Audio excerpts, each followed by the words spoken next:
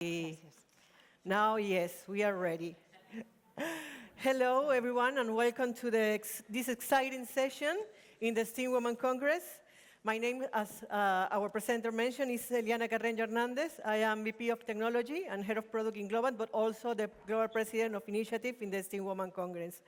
And for me, it's an incredible honor to moderate this amazing and cultural diverse panel alongside these extraordinary professionals who are transforming the world through education.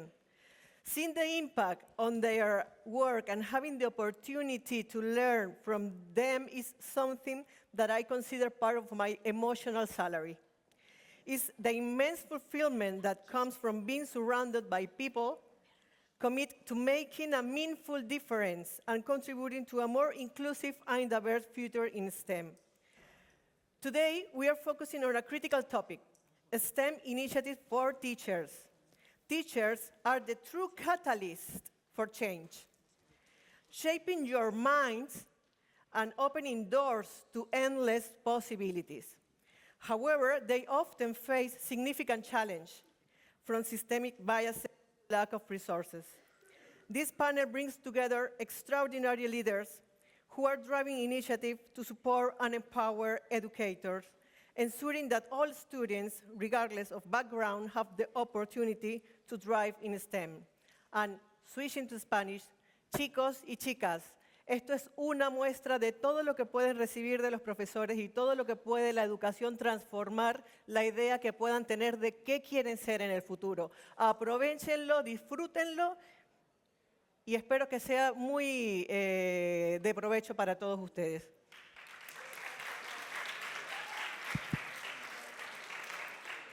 So I will start introducing our panelists. First, we have Christina Makarona, Deputy Project Manager at European Schoolnet.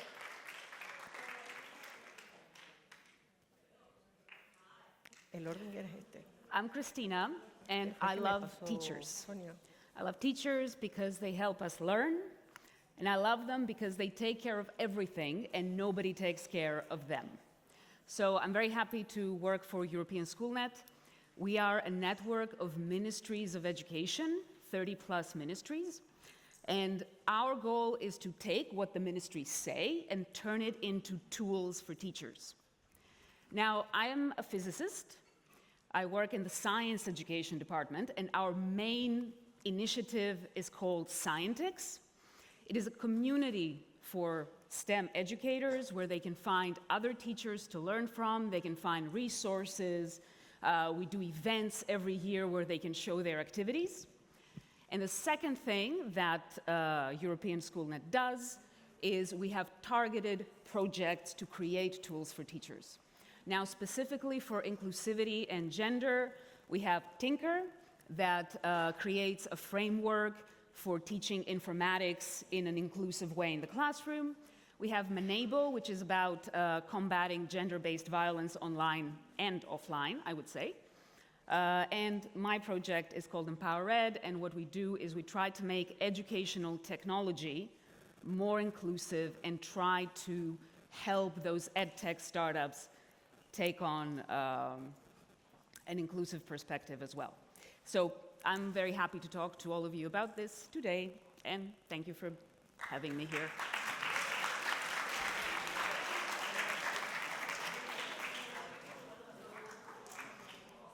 I think, okay, all right.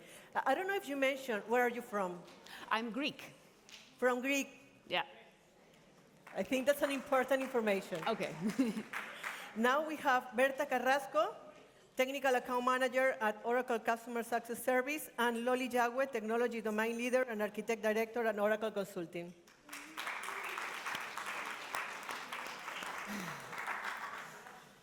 Hi, everyone. I'm Loli Yagüe, an Architect Director at Oracle Consulting. Today, my colleagues Berta and I have the pleasure to present two Oracle initiatives, Oracle Academy and Oracle for Teachers. The first one is Oracle for Teachers that was created as an initiative within Oracle for Girls and serves the primary goal that is increase the rate of girls that study in this type of careers in our country. The project aims to influence teachers and educators to include this type of STEM subjects during the curriculum of schools and during the school hours. So that is something very important for us. To achieve this, it is completely necessary to prepare the teachers with training, with support, with coaching, so at the end they feel confident and comfortable to deliver this type of knowledge. These programs promotes and motivates primary and secondary students through scientific and technological skills to study this, no? And have their key influences that are the teachers and parents. It's important for us in this type of initiatives to create a community, networking, channels for communication between universities, schools, workshop providers, or any other stakeholders. Until now, we have the opportunity to work with Comunidad de Madrid, with 12 schools and 40, 60 teachers, and also with Departament de Educació de la Generalitat, promoting a pilot about robotica to train 80 teachers. So also something important during this type of training was a specific introduction to reflect the education without bias and promote the education without limits to creativity and development possibilities. Okay, thank you very much, Loli. Now I want to talk about the second initiative today, if we can change, that is Oracle Academy. Okay, Oracle Academy is the cornerstone of other initiatives such as the Oracle for Teachers, the one that Loli explained, and Oracle for Girls. Well, let me present myself. I am Berta, part of Oracle Customer Success Services, and today I'm going to present this initiative, Oracle Academy. Oracle Academy provides training resources for teachers and students all over the world. It's a global initiative, and we operate around the world. We support the teachers and students, but our main goal is to cultivate talent and support schools and universities to develop skills and innovation. Oracle Academy collaborates with academic institutions, providing free resources for the students to be integrated with this teaching and learning, and enable the students, just as you, to be prepared for your future, to have technology skills that you can acquire that will be relevant for your job market in the future and to enable future employment. Also, we designed these courses in collaboration with the academic institutions in order to be part of the study programs. And it has become a global space where educators can connect in an easy-to-navigate platform with excellent feedback. So we are now operating in 140 countries, so a lot of people, millions of students globally using this platform, but we are continuously evolving and collaborating with more schools, so we encourage your schools to be also part of this initiative, Oracle Academy. And if we can move to the next one, just for you to show how many resources we have in the platform. Well, we provide Oracle Cloud resources. You can use the real cloud resources and technology online, thanks to Oracle Academy for free. Also, some certification, some professional certification support and software that can be used to all the students. As you can see, we offer a vast array of different technology that can be explored for the students. And well, finally, just to sum up, Oracle Academy can support you to get hands-on experience and provide you a future successful career.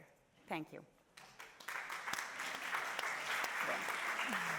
Thank you so much, Berta and Loli. And you are from Spain. Yeah. Perfect. So we have Greece and Spain. Now we have Raquel Fernández, Pedagogical Director and Head of International Projects at Fundació Trams. Trams, okay. Trams, that means paths, yes? And today I'm very happy because we have many students from the schools associated to the foundation. And please raise your hand if Fundació Trams sounds ring a bell for you. I want to see all your hands up, please. Or I'm going to punish your teachers this morning. Okay. Thank you, thank you. And I would like to give you an applause because it's late. You've been very focused today, so an applause for you. Thank you very much for your attention. Yes, very good. And I'm also really grateful because today Fundació Trams and the schools associated to Fundació Trams can be here today. I think it's a great initiative. The STEM Women Congress opens this part of the Congress to students. Hopefully next year we're going to have more students here this morning. Yes? So we're going to continue pursuing this objective, okay, all together. So, as said, my name is Raquel Fernández. I'm the Pedagogical Director at the Foundation, and I'm also a science teacher. I teach science at primary. So I'm very happy today to share this morning with you from both sides, yes? As being a science teacher and as being as the Pedagogical Director of the Foundation, where we drive many initiatives related to STEAM, yes? And STEAM and STEM, yeah? Okay, I have added the A. Do you know why the A is added in this title? I see a girl saying yes. Why is that? And, okay, it could be an and. It's another field.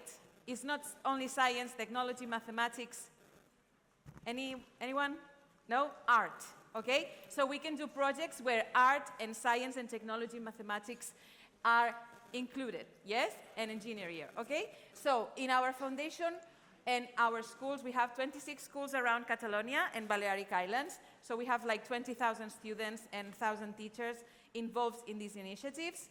Okay, they are working to transform education, since kindergarten up to baccalaureate, vocational studies, etc. So guys, you're very lucky to be in one of these schools. Okay, so one of the things that we do and we drive and we organize with teachers, because teachers from the different schools collaborate together in these initiatives, is the robotics fair. Have you ever been into a robotics fair or a science fair held by the foundation? For example, Centre d'Estudis Montseny has held a scientific research initiative in their school. And here we have, for example, one of the posters that your school made for this robotics fair. Here we can see the robotics fair, okay? It's a smart city. The students from the different schools created a smart city together, where they put it on stage on that day, and it's incredible the work that they do with this. And this year, instead of doing a robotics fair, we are creating a STEAM fair. These are the teachers working together, thinking about how they're going to organize this fair. It's going to be in April, so you are invited to participate and to come and visit. Then another initiative that we have at the foundation in order to drive STEAM initiatives are to invite students from the MIT, yes, and again, our schools. I need your silence, please, because I cannot focus on what I'm saying. Can you help me? Yes? We're going to finish very quickly. Okay, so we have students from the MIT coming to our schools as well, and I think that you have met students from the MIT at your school, because the objective of this is that they can bring their knowledge and the way they work in the MIT into our schools. Another initiative is My Machine, that we are not doing this year, but we did it a couple of years ago, where students, they design their dream machine and they work with University of Design and Vocational Studies Training Center, and they build the dream machine. Another initiative is the Mostres de Treball de Recerca, where students from different fields, they present their projects. The students from second of baccalaureate, they presented to the students of first of baccalaureate. I have to say that from STEM initiatives, there are many students that are female in our schools, so it's more like some schools, they have from 40 to 60% of girls studying in STEM, and they present their research work in the Universitat Autònoma de Catalunya, de Barcelona. We also do teacher training and visit to other schools internationally. We think it's very important that our teachers keep moving and keep learning from each other. And this is, for example, a visit that we did to the Schoolmaker Fair in Liechtenstein last year.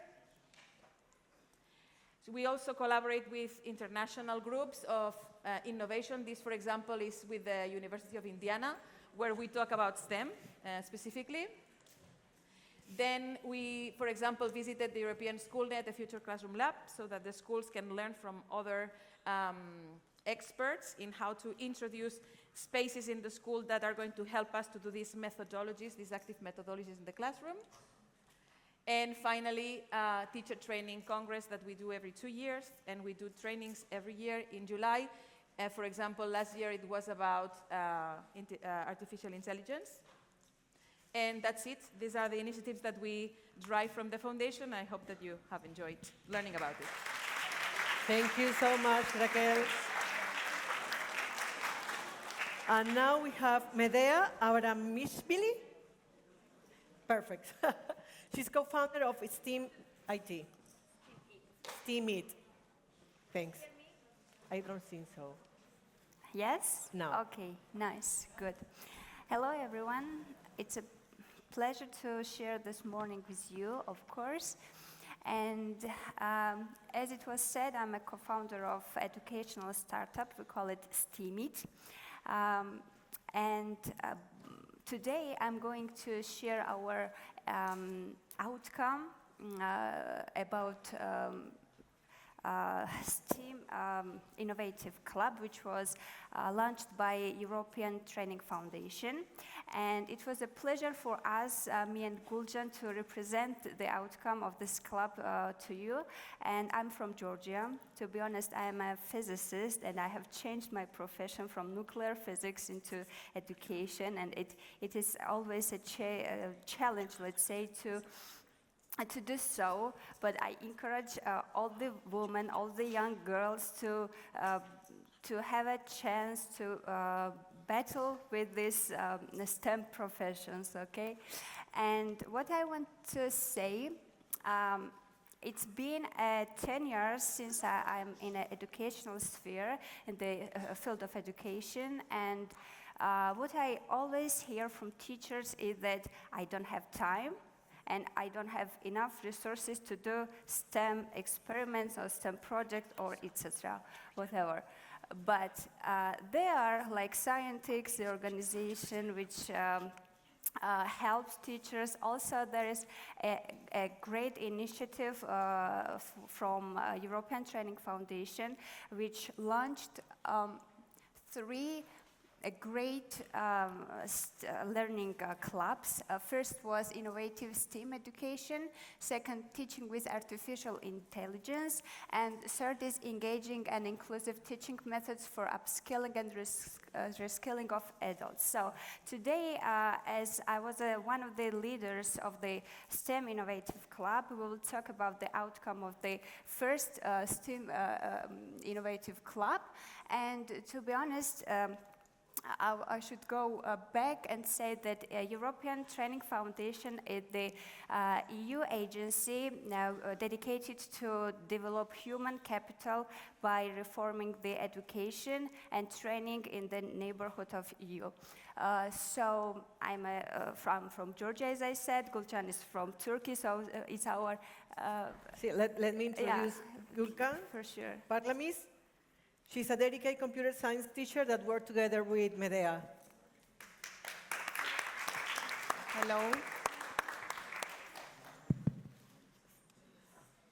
I can help you with it. I'm a teacher in high school about vocational education. I'm a member of STEAM Club. I teach CCNA, Lego, and some projects, e-twinning projects, and several Erasmus projects. Thank you. Yeah, you can tell. This Yes. club was, in this club was interested in more than 100 people, and 75% were women. So it was great to work with them. And we will have the open webinar on 19th of November. So we encourage all of you to join us to scan the QR and see the agenda, of course, and Gülcan will maybe talk about the activities we did in the last 6 months? Yes.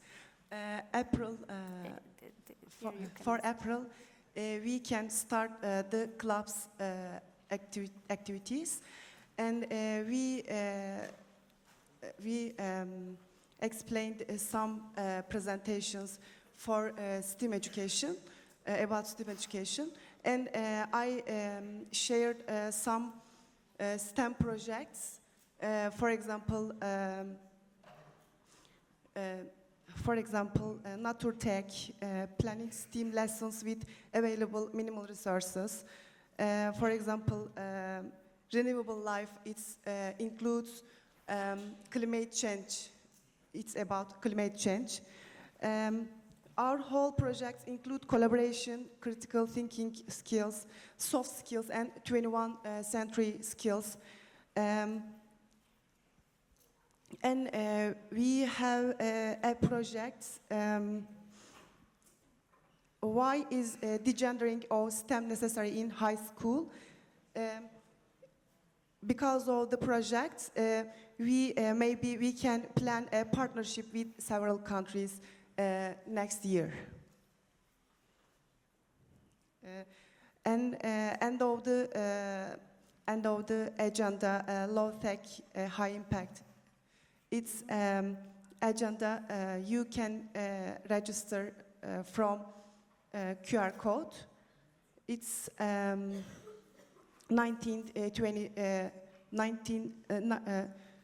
2024.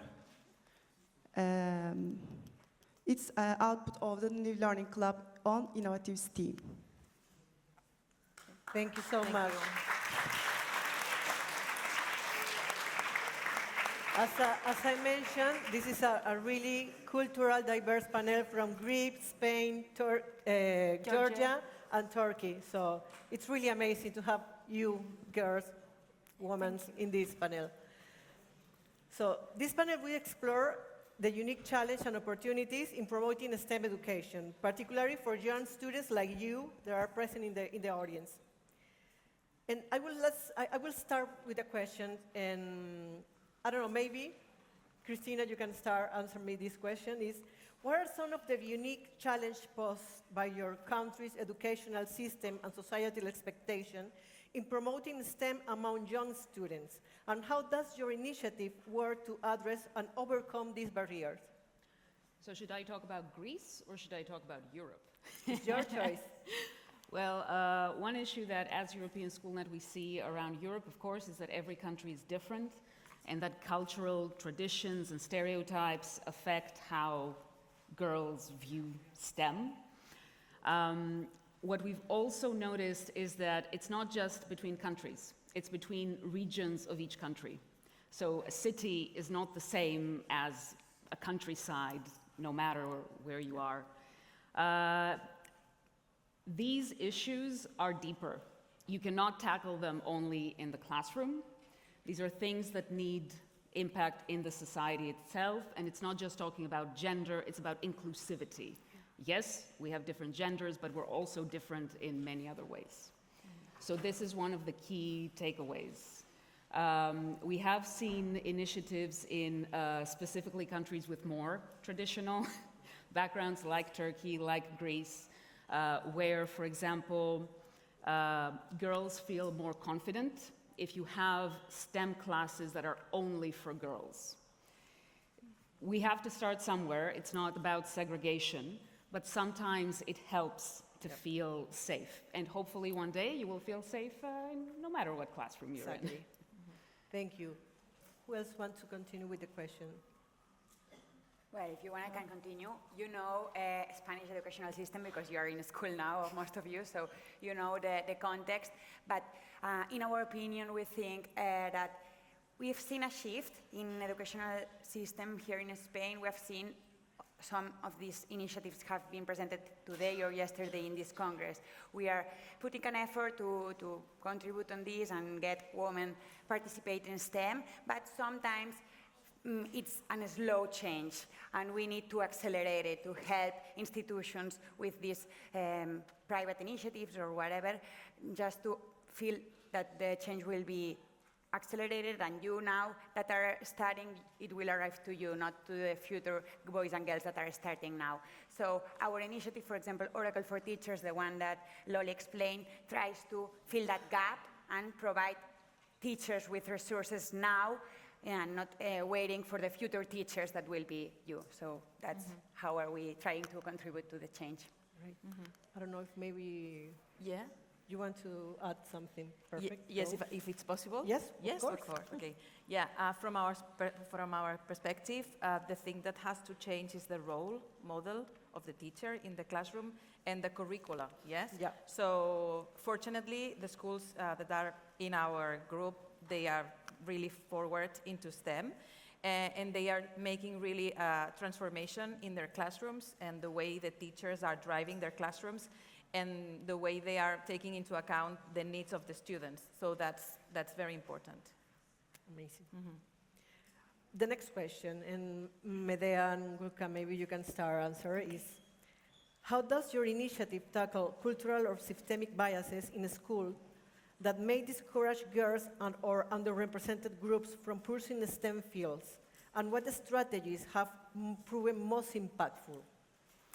Yeah, I can add on the behalf of our startup, because we try to spread the information about STEM in rural areas of Georgia, because there are not enough information to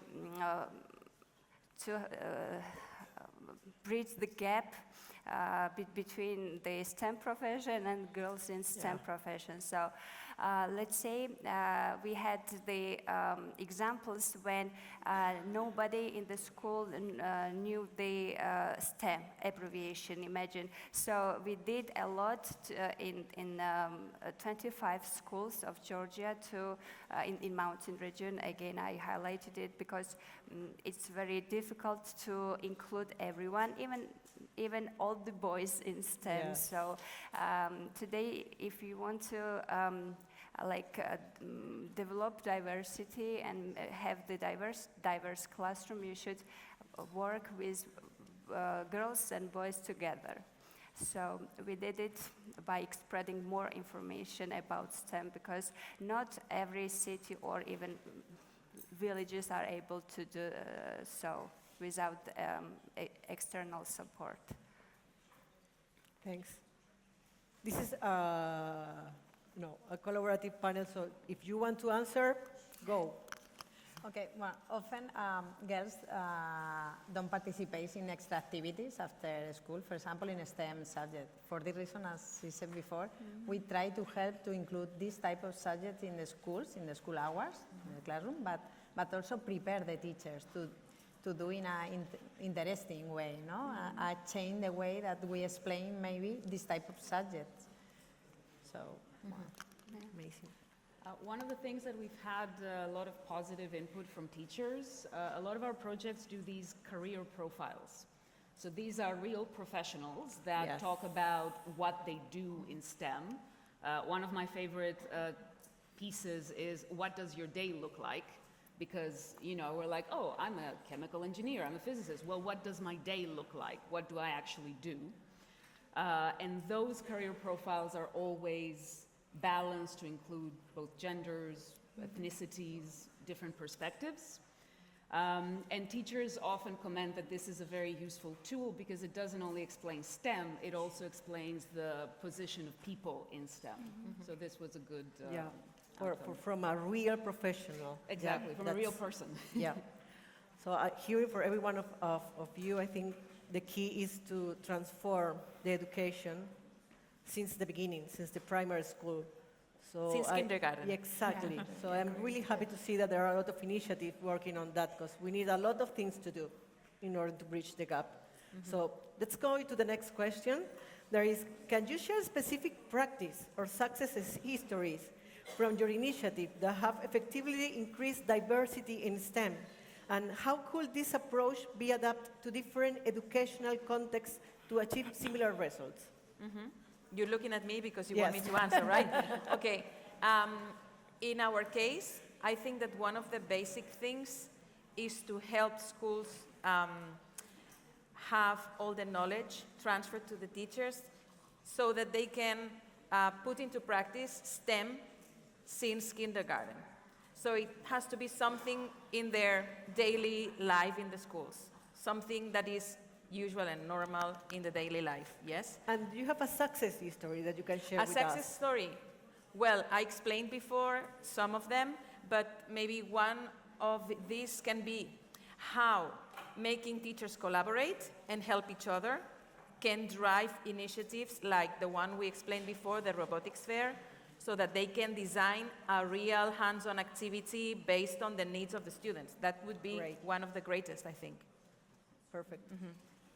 Yeah, well, in Oracle Academy, we have a lot of customer stories or success stories with different nonprofit organizations. We organize coding camps, hackathons, but personally, one of the most, and one of the stories that I like the most is our initiative of Oracle for Girls. We, 1 weekend a year in Barcelona or in different cities in Spain, we collaborate with small girls doing some technology activities with them, and you see they are really interested in doing a small activity of coding, and it's the first time that they've seen it and they want to try more. They ask for more. They say, how can I do this at home when I'm with my parents? And this is really enriching, and you see that it's not that they are not interested in STEM, it's that anyone has introduced to them this type of activities, and when you do, you see that they are truly interested, even if they are girls. We only do this activity with young girls, and it's really enriching. Great. The piece of the question that I'd like to address more is how do you transfer something from one context to another? Because, as we said before, each country is different, each school is different. You cannot do the same thing at every school. So what we try to do when we create resources in the Scientext repository, for example, or in Empower Ed, whenever we give a good example, we always give the context. This was in this country, in this setting, for this, not problem, for this situation. And hopefully this helps teachers pick and choose something that would translate into their context as well. So yes, we need to adapt to the country because Yeah. each country have a different culture, a Yeah. different way of work. And That's this a is key. why it's important to train the teachers to be flexible and do this translation. I don't know if Medea, you want to add something to this question? Yeah, I would like to add about the our initiative to create the special university program for teachers. Because, to become teacher in Georgia, you should pass the exam in the subject, and afterwards you should take 60 credits for another subject, like it's more the how methodologies, but not innovative methodologies. Just have to have the have to give the class in a normal physics. But what are we doing? We created the special program, and everyone from the university, like in service and non-service teachers can join this program, and they can do the full STEM, let's say, with its interdisciplinarity, project-based, problem-based learning during this class. So imagine we did it in 2 public universities, so it's not that easy to do this in a governmental organization. Yeah, so we did it and we are proud of it. Great. I think, Raquel, you want to add something? I wanted to add something, yes. I was recalling my mind because I was listening carefully to you and I forgot. Okay, yes. I think that it's very good when we have to transfer one initiative from one place to the other, is the collaboration aspect. Exactly. So when we collaborate and when we share and we cooperate together, we can learn from each other. So sharing knowledge to improve together. I think that's an important thing of this kind of initiative like the STEAM Women Congress is to connect initiative, to create synergies and be more powerful together. That's for sure. I'm agree with you 100%. Yes. And the next question that I think for the one that are teachers, whose role do teachers and educators play in fostering a more inclusive STEM environment, and how does your initiative support and empower them to be champions of diversity and inclusion in their classroom? Yeah. Gülcan, I think you can help us with this question. Yeah. Yeah. We are busy in our classroom, in our house, as a wife, as a daughter, as a etc. etc. We need some micro education, micro learning, micro teaching. So initiatives is very useful for us. Great.